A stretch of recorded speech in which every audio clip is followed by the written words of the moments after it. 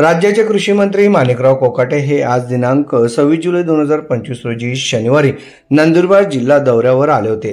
त्यांनी शनिवांडा येथील शनी मंदिरात जाऊन 7:30 मुक्तीसाठी शनिदेवाला साकडे घातले आहे। दुपारी 1च्या सुमारास त्यांनी मंदिरात शनिदेवाचं दर्शन घेतलं। पावसाळी अधिवेशनादरम्यान ऑनलाईन रम्मी खेळतानाचा व्हिडिओ व्हायरल झाल्यामुळे माणिकराव कोकाटे वादाच्या भोवऱ्यात सापडले होते। विरोधक कोकाटे यांच्या राजीनाम्यासाठी आक्रमक झाले आहेत।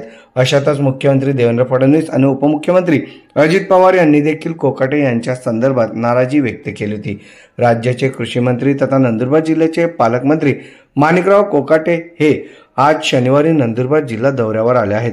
शनी मांडव येथील शनी मंदिर येथे 7:30 पासून मुक्ती देणारे एकमेव स्थान म्हणून देशभर प्रसिद्ध आहे।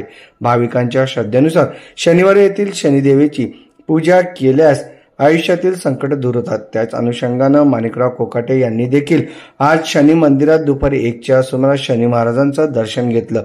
शनिदेवाचा अभिषेक आणि पूजा करून विरोधकांच्या आरोपांपासून सुटका मिळावी आणि मंत्रिपदावरील संकट टाळावे यासाठी प्रार्थना केली आहे।